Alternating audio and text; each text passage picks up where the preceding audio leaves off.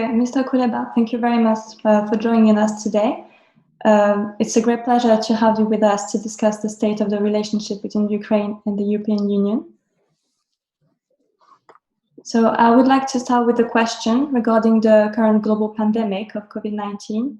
So what is the situation like in Ukraine at the moment? And from a more personal point of view, Mr. Minister, could you tell us how the COVID-19 is affecting you or has affected you? Okay, so we have in Ukraine, we currently have 7,170 registered cases. About around 187 persons have died because of the pandemic.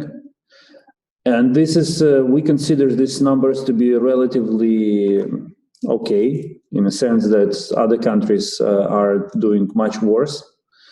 And we regret that the pandemic is so widespread. From the moment we started following COVID-19 in China and then in other countries, we realized that our healthcare system has to, build up its muscles in order to cope with the challenge once it reaches our borders. So we would have had a much worse situation if we hadn't taken tough restrictive measures from the very beginning. It's crucial under these circumstances to ensure this discipline in the country and suppress the spread of virus inside of the country. For the foreign ministry, this causes a lot of challenges, mainly because we have to do repatriation of citizens from abroad back home, while many of those cases which are registered in Ukraine are imported cases. So this kind of creates a certain challenge in public perception of the work the foreign ministry is doing. We switched to virtual diplomacy and video conf diplomacy. So in that sense, we try to continue business as usual as it is possible under circumstances. And personally, the biggest change that occurred in my work is the mask that I wear on each and every occasion. And I became foreign minister at the very beginning of the pandemic, and hence I am the less traveling foreign minister in the history of Ukraine so far. Recently, Russia suggested that the international community should waive international sanctions in a time of pandemics to allow these countries being targeted by those sanctions to tackle better socially, economically, but also politically the virus. So what is your take on this attempt by Russia to waive sanctions? And does it have something to do with the 2014 annexation of Crimea? Well, one doesn't have to be a rocket scientist to understand that this whole narrative about easing and lifting sanctions has nothing to do with COVID-19 and pandemic. The real humanitarian challenge is abused by Russian Federation to promote its political interests abroad. That's what's happening. We registered these efforts at the very early stage and launched our campaign or our efforts in cooperation with partners to make sure that Russia doesn't succeed. So far, two draft resolutions put forward by Russia in the United Nations General Assembly have been blocked. With regard to the first declaration, draft declaration, Ukraine was the first country to break the silence procedure. Yesterday, silence procedure was broken with regard to the second draft submitted by Russia. So, and in this case, we acted. We were not the first one to do it. But at all levels, in all talks with our partners, we emphasize what I said in the beginning, that sanctions that COVID and the fight against COVID shouldn't be abused for political reasons. Sanctions have nothing to do with that. We are very much open to cooperating with Russia and other countries in fighting COVID, but sanctions were imposed in response to violation of territorial integrity and sovereignty of Ukraine, and they can only be eased and eventually lifted when Russia deoccupies Ukraine and our territorial integrity and sovereignty are restored in both some regions of Donetsk and Lugansk parts of Ukraine and in Crimea. The European Union has recently launched several measures to find disinformation on COVID-19, and in particular to counter disinformation campaigns by pro-Kremlin media and social media groups. So I would like to ask you whether Ukraine has been facing similar challenge and a similar disinformation campaign by Russia, and if yes, how has the Ukraine government responded to tackle this issue? You know, we are pioneers in fighting Russian disinformation. I remember 2014 when I was giving my first briefings to foreign partners, including those from European Union, on Russia's disinformation machinery. And I can tell you that we were not taken seriously at that time. So EU had to pay its price to realize that the threat is real and you have to address it seriously, not only in words, but also by very specific deeds. I'm glad that now we enjoy a very good level of cooperation with the European Union and other partners in the field of disinformation. We share our experience, how we combat it. They share yours, but we need more interaction between our mechanisms of fighting disinformation, and that's what we're discussing with our European friends. In fact, on Tuesday, I had a conf call like with you, like the one with you, with Friends of Ukraine in the EU, which are ministers of foreign ministers of friendly countries. And one of the issues we discussed in detail was actually the fight against disinformation. What we want to see is, as I said, is a much closer interaction between EU bodies and institutions involved in fighting disinformation and Ukrainian institutions. So this is the collaboration that we all can benefit from. Okay. In 2016, Jean-Claude Juncker, who was then president of the European Commission, said that it would take up to 25 years for Ukraine to join NATO or the EU. So we would like to ask you whether you saw a change in the current leadership of the EU with Ursula von der Leyen and Charles Michel in the approach, and also how do you think this relationship is going to evolve between Ukraine and the EU, especially after COVID-19?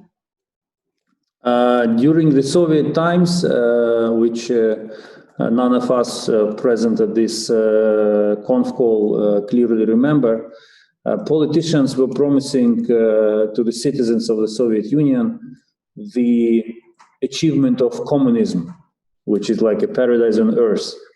And they were always saying, we will achieve communism in 10 years. And then when they failed, they said, we will achieve communism in next 20 years. And they failed again. So I'm, in principle, against setting deadlines for integration processes. Integration is about substance and process. The result will come if the quality of substance is good and the process is efficient and uninterrupted. That's what I want to achieve. And I don't care how much time it will take, 5, 10, 20, or 25 years. The most important thing is that we move in the right direction at a good speed, and the other side helps us to in this movement. What I have observed from the European Union in the last months was a clear message that EU is ready to work with Ukraine and to facilitate Ukraine's integration into internal market of the European Union. This is fundamental, and this should stay. No one can tell you how relations will evolve, how any kind of relations will evolve after COVID-19, because there are still many gaps in understanding what not only post-COVID world look like, but even COVID world will look like, because we don't really know when this post-COVID will appear. It may have to take a serious amount of time to live with COVID and not after COVID. But my understanding is very simple. COVID should not kill neither diplomacy nor strategic interests of national countries. We should work on what is fundamental for us while adapting to the new reality in politics created by COVID-19. Okay, about this week, the oil prices dropped drastically around the world due to the shrinking demand for energy during this pandemic. So what are the potential consequences for Ukraine of such low energy prices? Well, maybe the price of oil at tank stations will drop, and Ukrainian drivers will be happy. That would be a good outcome. Ukrainian budget does not heavily rely on oil or income of oil sales. This is not something that we produce in large, and therefore we do not feel immediately the negative impact of oil prices. However, of course, we have a neighbor who heavily depends on the price of oil, and we have to follow closely the impact this situation is making on them, and more importantly, we follow closely how this oil crisis what kind of impact this oil crisis can have on Russian policy abroad, because naturally their economic situation will be worsening. In a broader sense, of course, energy security is something that matters for all in the world. So oil crisis will have dramatic consequences if it continues for a while. Not for one country, and even if we are we are not affected directly, we will feel indirect impact of it. Okay, and for my last question, we would like to ask you, what are your expectations, or what do you think the global order would look like? So during COVID-19, but also post-COVID-19, and in what way do you think it will be transformed, or if it's going to be transformed? I doubt there is anyone in the world who can provide you with a clear picture of post-COVID world at this point. I think this is an excellent time to publish articles, blogs, columns, posts on Facebook on this issue, because the thirst for this information and forecast is very strong, but we don't know how reality will look like. I can say what I'm observing now. I'm seeing that China is getting stronger. I'm seeing that it's becoming more difficult for the United States to contain the spread of Chinese influence and across the world. I see that the European Union is shattered, and we will have to answer a lot of questions about the existence and the substance of freedoms, which are fundamental for the European Union, like for the freedom of movement. So it's also a huge challenge for solidarity of the European Union. And the future of the Union, in my view, largely depends on how successful it will be in coping, in securing this principle of solidarity. In the post-COVID world, we will have a lot of digitalization. Things speaking like this will become common even for the most conservative part of the society, like diplomats. And of course, trade will be even further prioritized, because governments will focus on restoring their economies after the COVID hit. That's something that will be fundamental. Okay, Mr. Minister, thank you very much for this exchange, and thank you for sharing your insights on the relationship between the EU and Ukraine.